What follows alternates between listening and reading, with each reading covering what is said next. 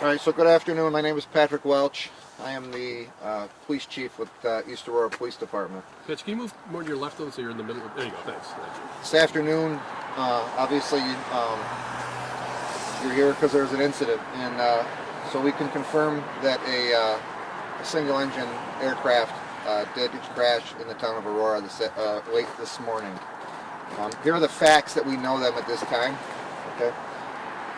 The East Aurora Fire Control Dispatch Center did receive a 911 phone call reporting a small plane crash at 11:22 this morning.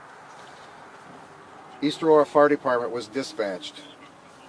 The East Aurora Fire Chief was the first unit on scene at 11:29. He reported a fully involved fire. East Aurora Fire Department and Jamison Road Fire Departments responded and realized that this was an aircraft and were actively involved in fire suppression. At this time, we can report that Buffalo Niagara International Airport did put out an alert at 11:16 a.m. for a single-engine plane with mechanical issues. The plane had originated in Lansing, Michigan, and it was en route to White Plains, New York. The plane is a 1979 Beechcraft A-36. It's with a single engine. There was one soul on board. At this time, I'll introduce the folks here standing with me, and then we'll take questions. This is Chief of Police Patrick Fitzgerald with the Orchard Park Police Department, who assisted our agency today.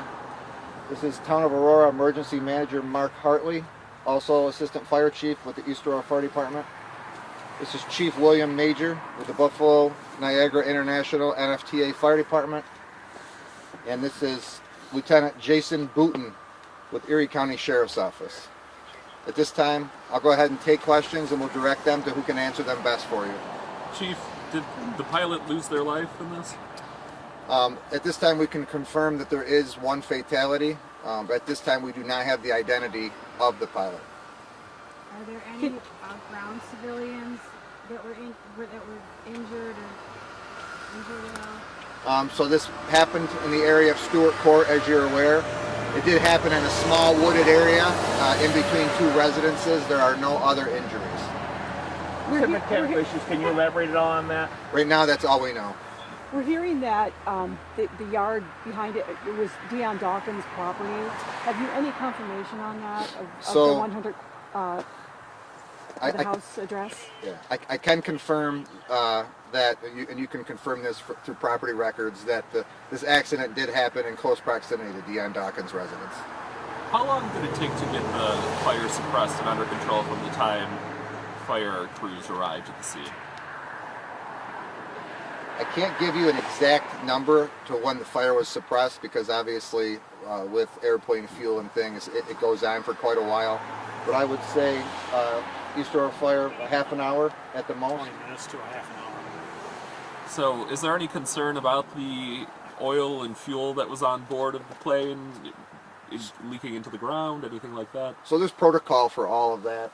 Chief Major with the airport can probably elaborate on all the precautions and things that are done to take care of that, but we'll be in contact with the DEC and people like that will make sure that anything that's contaminated is taken care of.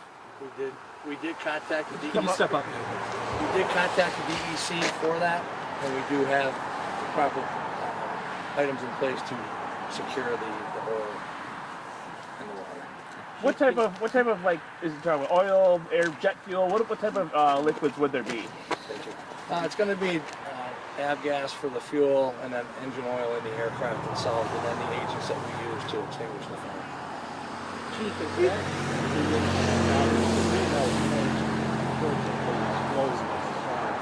in this case, with a single engine plane like this, just how bad can that be when they would crash, and how difficult is it to deal with that kind of a situation? East Aurora Fire Department and Jamison Road Fire Department did an excellent job extinguishing the fire. Based on its location, it brought a little bit of challenge to them. They were able to use the agents that they had, and then because of the size of the aircraft, there's limited amount of fuel on the aircraft versus a commercial aircraft. So they gave them that part. Can you talk about, we're hearing that he was diverted toward Buffalo because he wasn't able to make it, and We were notified as the airport fire department for an aircraft alert at 11:16. The protocol is the pilot would call an emergency. He would take to the local air traffic control tower. They would direct him to the closest airport, and we were standing by waiting for his arrival, his or her arrival. At the Buffalo airport. At the Buffalo airport, yes, that's the standard protocol. It was for us. It was an alert to first of line. Do you know why the plane was en route to White Plains? I have no idea. So would he, in that area, do you think, and who knows, this is pure speculation, if you don't want to answer, I understand, do you think he was trying to make an emergency landing or anything in that area? I cannot speak for the pilot. I just know that he declared an emergency. Was coming to the Buffalo airport at that time. Were there any, this is for anyone here, any eyewitness accounts that you've been able to, anyone you've been able to speak with, any information you've been able to gather that someone may have seen the struggle in the air? So like I said, when I started, we did receive a 911 call. The caller did report that he observed a small aircraft crash.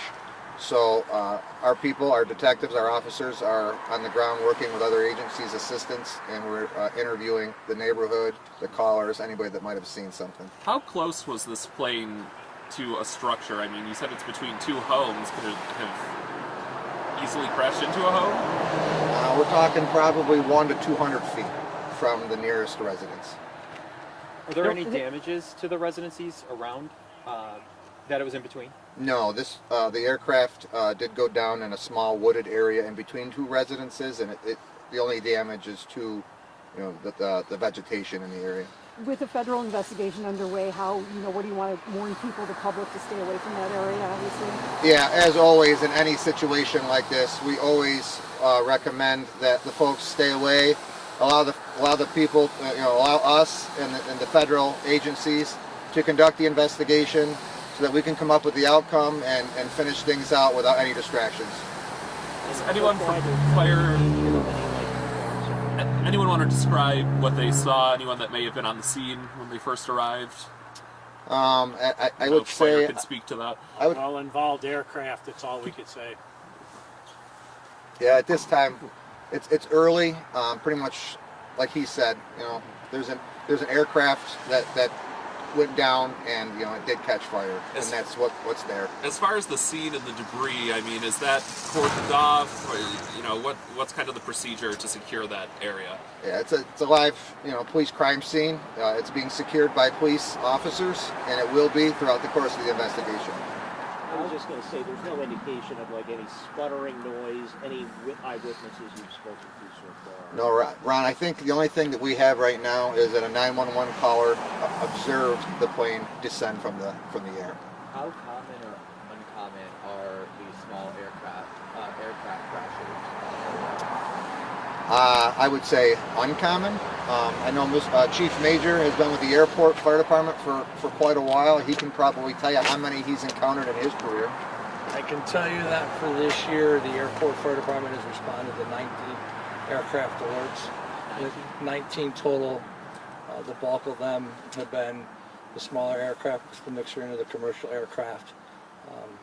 These happen more often than we would like them to happen. To the investigation part, the NTSB is en route, and they will work with the police department to come up with a cause, and they will become the spokesmen for us once they're on scene. When you say 19 alerts, what can you kind of 19 elaborate? aircraft emergencies for us at the airport, and that number has gone down over the years due to different safety protocols and so forth. So NTSB investigators will be on the scene there to kind of survey? Yes, in these types of incidents, the FAA is notified. The FAA responds because they're closer out of Rochester. We're in contact with the NTSB. The NTSB is now en route as well. NTSB probably not going to be here till later tonight or first thing in the morning.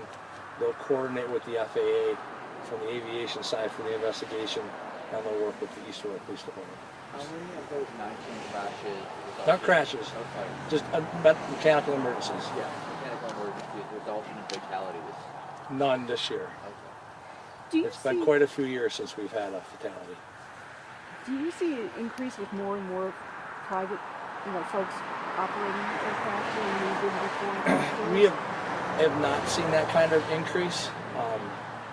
We've been very fortunate with the airport that these events have taken place off airport, which is sad. That's part of the reason that the fire department, the airport fire department, responds to be support for the local fire department as part of our mission to provide support for them. There's different parts of these types of incidents that they need assistance with. Can you kind of describe what's going on at the scene right now and what happens next as federal investigators? Sure. What's going on is the Sakine is secured. There's been pictures taken. That'll all be forwarded to the FAA. We hold the area for the FAA to come in and start their investigation, and then the NTSB will take over from there. Typically, how long does an FAA investigation for an event like this take? I'm not sure, sir. You'd have to look back at their records. Preliminary, they should have a report out within a month or so, but I'm not sure on the exact time frame. And you said the incidences, they're decreasing with tighter regulations. That's a sign that these regulations are working? I believe they are. As the fire chief, our numbers have gone down over the past couple of years. Our number of alerts or aircraft with mechanical emergencies has significantly decreased. From a law enforcement standpoint, is there any sort of a video canvas you're looking to do to see if you can find any, perhaps, Ring doorbell, anything like that? Yeah, so, part of the canvas of an investigation like this is to seek out any and all available information. So that would include anything that's available to us. Eyewitnesses, Ring doorbells, surveillance cameras, anything that's out there that people have that can help us or the NTSB or FAA, figure out what happened, why it happened, and come to a conclusion. Did anybody try and aid the pilot? I know it was obviously an explosion, but did you hear of anyone running in to maybe try and help? That did not occur. I don't want to get too far into that, but when East Aurora Fire Department arrived, the aircraft had crashed and was already fully engulfed. In terms of identifying the soul on board, there are logs, but as far as you guys releasing, I take it we're still early in that process. And correct. It's incredibly early in the investigation. We're not ready to release anything like that. We will be working with the NTSB and the FAA when they arrive, and there's channels that have to be followed to make sure people are correctly identified, so that mistakes aren't made, and when we're able to do that and when it's the right time, we'll do so. How large of a debris field is there from those?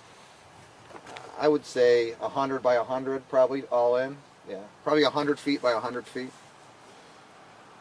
The flight originated in Michigan. Do you know if the plane was from Michigan? Or? I do not know that. I know where it took off from and where it was supposed to land. Cool. Good? Thank you so much. Thank you. Appreciate it.